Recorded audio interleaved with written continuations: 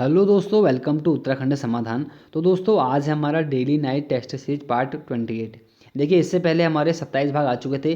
जिसने भी नहीं देखे हैं वो देख लें, और जिसने भी अभी तक हमारा टेलीग्राम ग्रुप ज्वाइन नहीं किया है वो ग्रुप को ज्वाइन कर लें, क्योंकि वहाँ पर आपको इन सब की पीडीएफ मिल जाती है।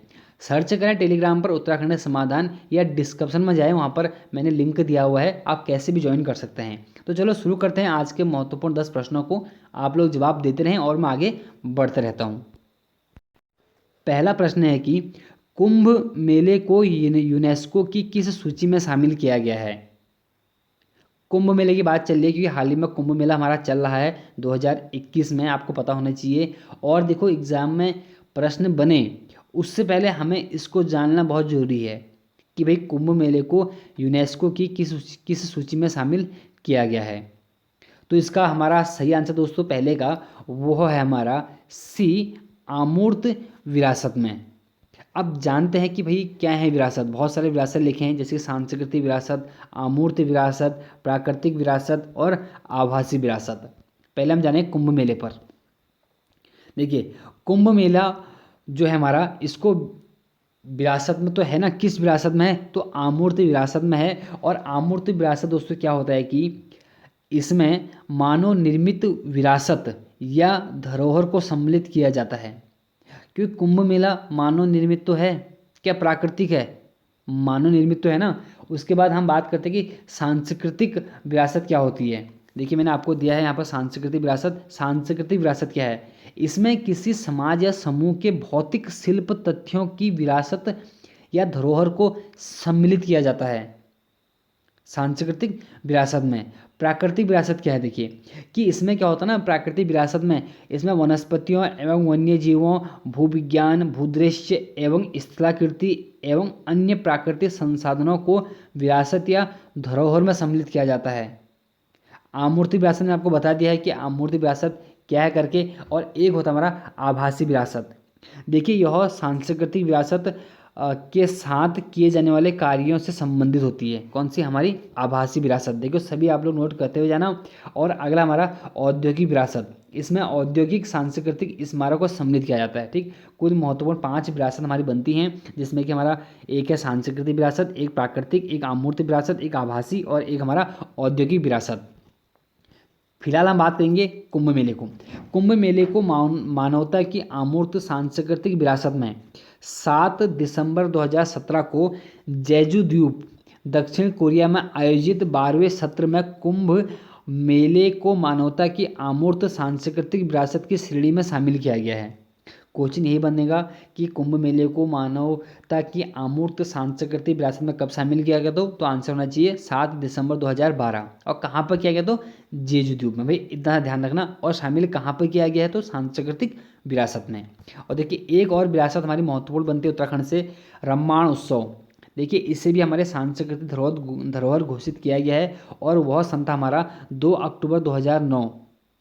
2 अक्टूबर 2009 को यूनेस्को ने आबू धाबी में आयोजित एक बैठक में रम्माण उत्सव को विश्व की अमूर्त सांस्कृतिक धरोहर घोषित किया है। देखिए 2 के 2 महत्वपूर्ण बनते हैं उत्तराखंड की परीक्षा की दृष्टि से। देखते हैं दूसरा प्रश्न। दूसरा प्रश्न हमारा यह है कि नंदा की जागर प्रसिद्ध पुस्तक किसकी है। देखो सभी लोग वाकिफ होंगे, नंदा की जागर जो प्रसिद्ध पुस्तक है वो किसकी है। तो इसका हमारा सही आंसर दोस्तों, फटाफट आप लोग कमेंट करें ना, तभी तो मज़ा आता है इस सीरीज को चलाने में। देखिए डेली चल रही है। तो इसका हमारा सही आंसर दोस्तों वो है हमारा बी, बसंती बिष्ट। तो बसंती बिष्ट को जान लेते हैं कि नंदा की जागर पुस्तक जो हमारी बसंती बिष्ट की है, जो 2013 में क्या हुई थी, हमारी प्रकाशित हुई थी। और महत्वपूर्ण है कि बसंती बिष्ट का जो जन्म हुआ था हमारा, वो लवाड़ी गांव चमोली में हुआ था। और बात करते हैं कि जो हमारा जन्म हुआ था वो 14 जनवरी 1953 को हुआ था। देखो जन्म तो था, कुछ खास नहीं बनता है। हमारी जो सबसे ज़्यादा प्रश्न बन सकता है नंदा की जागर से बन सकता है। और बसंती बिष्ट को जो पद्मश्री सम्मान मिला था वह दोस्तों 2017 में मिला है। और एक महत्वपूर्ण और है कि यहाँ से कि उत्तराखंड की एकमात्र जागर गायिका, ठीक है, ये एक साथ करना है, गायिका, ठीक है, सही से लिखना क्योंकि ये अलग अलग हो गया। ठीक, गायिका हमारी कौन है, तो बसंती बिष्ट ही है। और उत्तराखंड के जागर सम्राट के नाम से हम जानते हैं प्रीतम प्रीतम भारतवाण को। ठीक है, दो के दो महत्वपूर्ण प्रश्न हैं, आप लोग नोट करते हुए चलना। तीसरा प्रश्न है कि राज्य गठन के बाद पहली बार नंदा राजजात यात्रा कब शुरू हुई थी। देखिए दोस्तों, प्रश्न पहले बना है ये वाला, तो इसलिए मैंने भी दिया है कि राज्य गठन के बाद पहली बार नंदा राजजात यात्रा कब शुरू हुई थी। तो इसका सही आंसर दोस्तों हमारा तीसरे का वह है हमारा डी 18 अगस्त 2014 में, क्योंकि डेट ही हमेशा पूछी जाती है। अब थोड़ा व्याख्या कर लेते हैं कि देखिए, नंदा राज्यात यात्रा का जो प्रारंभ होता है वो 18 अगस्त 2014 को होता है, और यात्रा का जो समापन होता है दोस्तों, इस यात्रा का जो समापन होता है वह 6 या 7 जनवरी 2014 को होता है। और महत्वपूर्ण यह था कि जो यह यात्रा होती है, आप सबको पता है कि 12 वर्षों में यह यात्रा आयोजित होती है, लेकिन दोस्तों जो 2014 में जो हमारी यात्रा हुई थी वह हमारे 14 वर्षों बाद आयोजित हुई थी, क्योंकि आपको पता है कि 16-17 जून 2013 को एक भयंकर आपदा आई थी उत्तराखंड में, तो उससे यह यात्रा संपन्न नहीं हो पाई थी, इसलिए 2014 में हुई। और दोस्तों महत्वपूर्ण है कि यात्रा का जो इस यात्रा की जो कोई लंबाई है, सबको पता है दोस्तों 80 किलोमीटर और 20 से 21 दिन, और यात्रा के पड़ाव 20 से 22 पड़ाव होते हैं महत्वपूर्ण। ठीक है, सभी आप लोग नोट करते हुए चलना। और जिसको भी वीडियो देखनी है नंदा राज यात्रा पर प्ले स्टोर में जाओ, उत्तराखंड का भंडार चैनल वहाँ बना है, वहाँ आपको पूरी इसकी वीडियो मिल जाती है। चौथा प्रश्न है कि राज्य सरकार द्वारा हिटो पहाड़ दिवस के रूप में मनाने का निर्णय लिया गया है। किस पर्व को उत्तराखंड में हिटो पहाड़ दिवस के रूप में मनाया जाता है, ऐसी घोषणा हुई थी। ठीक, अब देखो मनाते हैं नहीं मनाते हैं ये थोड़ा अलग फैक्ट है, लेकिन ये की घोषणा हो चुकी है। तो इसका हमारा सही आंसर दोस्तों वह है हमारा बी मकर संक्रांति। थोड़ा व्याख्या पढ़ते हैं। देखिए कि व्याख्या की हिटो पहाड़ दिवस मकर संक्रांति का पर्व को ऐसा माना गया है। ठीक, मकर संक्रांति के दिन हिटो पहाड़ दिवस मनाते हैं। और बात करते हैं कि राज्य पुष्प दिवस कब मनाते हैं, तो दोस्तों किस पर्व मनाया जाता है, तो हमारा कौन सा हमारा वो फूलदेई होगा। और आपको पता है कि जो फूलदेई हमारा त्यौहार है वह चैत्र मास का हिंदू पर्व का हमारा क्या हमारा पहला त्यौहार भी है। और हिटो पहाड़ दिवस उत्तराखंड हिटो पहाड़ दिवस हम मनाते हैं दोस्तों 22 दिसंबर को। देखिए यह तो किस त्यौहार पर आएगा, तो मकर संक्रांति। अगर पूछे किस दिन मनाते हैं, तो दोस्तों हमारा कौन सा हिटो पहाड़ दिवस 22 दिसंबर को। पांचवा प्रश्न है कि नैनीताल पर्वतारोहण संस्थान की स्थापना किसके संयोग से हुई। बहुत महत्वपूर्ण प्रश्न दोस्तों, नैनीताल पर्वतारोहण संस्थान की स्थापना किसके संयोग से हुई, तो इसका हमारा सही आंसर है दोस्तों, फटाफट आप लोग कमेंट करें कि क्या इसका आंसर है। तो दोस्तों बिल्कुल हमारा सही आंसर इसका सी चंद्रलाल साहा। इनका उपनाम होता है ठुलघरिया। ठीक, इनका नाम था चंद्रलाल साहा का ठुलघरिया। और दोस्तों शेखर जोशी का संबंध हमारे नैनीताल के पहाड़ संस्था से है। ठीक, तो अब व्याख्या कर लेते हैं। नैनीताल पर्वतारोहण संस्थान की स्थापना स्वर्गीय चंद्रलाल साहा, जिनका नाम था ठुलघरिया, के प्रयासों से हुई थी। और बात करते हैं कि नैनीताल पर्वतारोहण संस्थान की स्थापना कब की गई, तो दोस्तों यह की गई थी 30 सितंबर 1968 को। और एक और महत्वपूर्ण बनता है कि उत्तरकाशी नेहरू पर्वतारोहण संस्थान की स्थापना कब होती है, तो वो होती है 14 नवंबर 1965 में, क्योंकि नेहरू का जन्मदिन था तो 14 नवंबर को, तो इसीलिए इसकी जो स्थापना होती है 14 नवंबर को होती है। और दो महत्वपूर्ण प्रश्न ऐसे और बन सकते हैं कि नैनीताल पर्वतारोहण संस्थान का जो ध्येय वाक्य है वह हमारा क्या है, तो दोस्तों वह है हमारा नास्तस्यु साहस परम बलम। कहने का अर्थ है कि साहसी व्यक्ति ही पर्वत को लांघ सकता है। और अगला है कि उत्तरकाशी नेहरू पर्वतारोहण संस्थान का ध्येय वाक्य क्या है, तो दोस्तों वह है हमारा साहस से श्री प्रतिवस्ती। मतलब कहना है कि सफलता साहस में क्या है निहित है। ठीक, ये थे कुछ दो महत्वपूर्ण प्रश्न कि नैनीताल पर्वतारोहण और उत्तरकाशी पर्वतारोहण। छठा प्रश्न है कि संकटताल व लामाताल किस जिले में है। जल्दी से कमेंट करें कि संकटताल व लामाताल किस जिले में स्थित हैं। तो दोस्तों इसका हमारा बिल्कुल सही आंसर है वह हमारा डी उत्तरकाशी। अब थोड़ा बात करते हैं कि उत्तरकाशी के कुछ प्रमुख ताल। तो हमें पता है कि जब ताल पढ़ेंगे तो सभी हम ताल पढ़ लेंगे एक साथ, क्योंकि जानना बहुत महत्वपूर्ण है।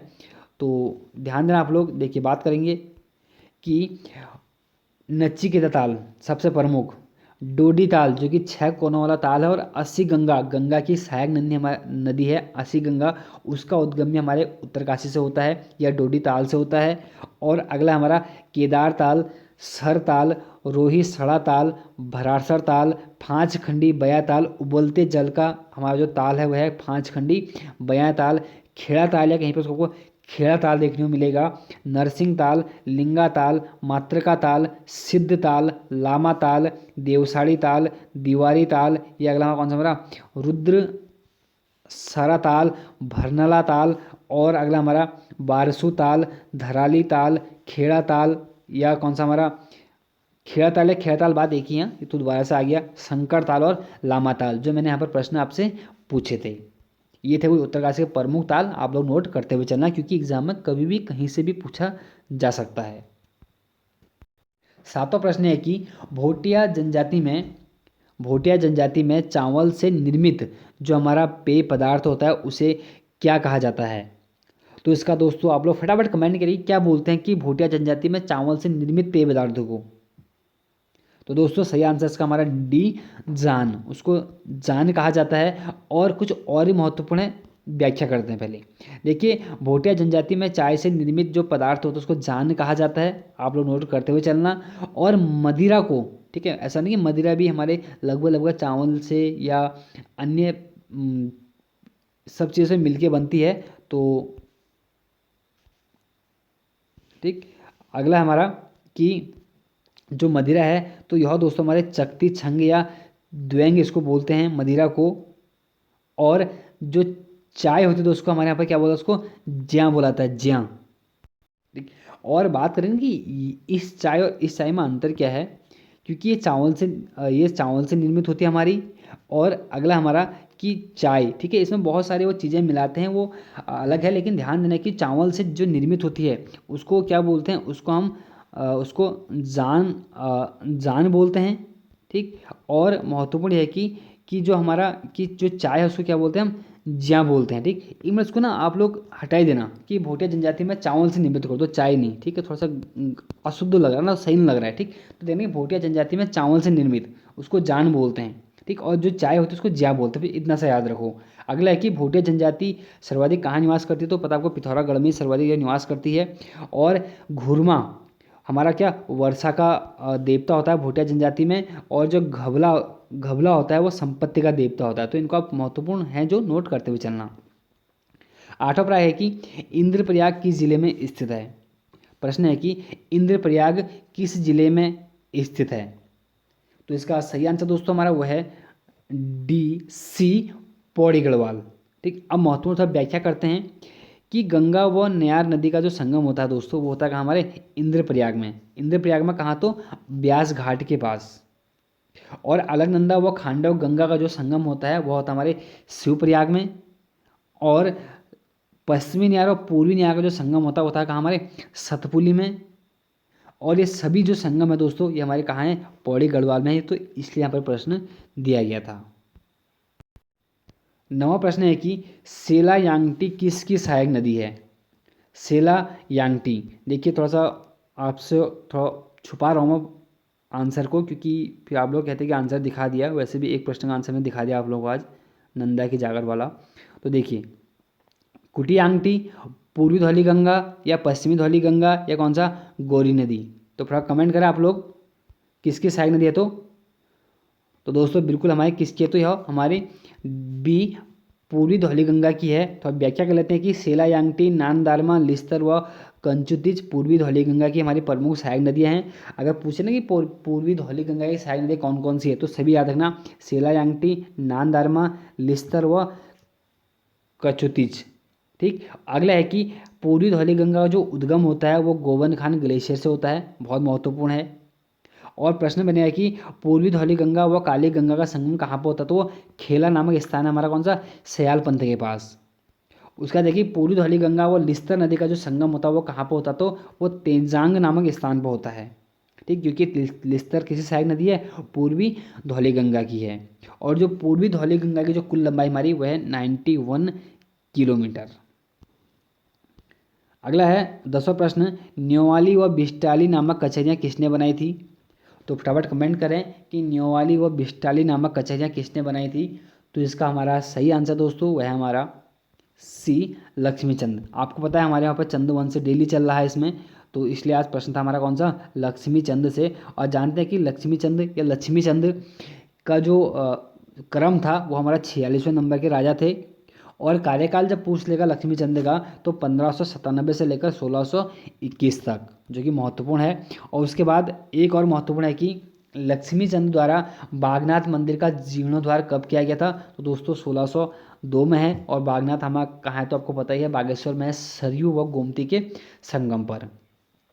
कार्य तो महत्वपूर्ण थे हमारे लक्ष्मीचंद के, लेकिन हमें कुछ ही जानने हैं कि जैसे कि राजधानी में बंदोबस्ती कार्यालय की स्थापना कौन करता है? लक्ष्मीचंद ही करता है। और मैंने बताया कि न्योवाली जो कि समस्त जनता के लिए था, और बिस्टाली जो कि सैनिकों के लिए था मुख्यतः। ठीक, ये इसकी कुछ महत्वपूर्ण कचहरियाँ थी। और इसी का एक भाई था, कौन? अगर भाई कहूँ तो रुद्रचंद का पुत्र, कौन हमारा, जो जन्मांध अंधा था, उसका नाम क्या था हमारा? शक्ति गोसाई।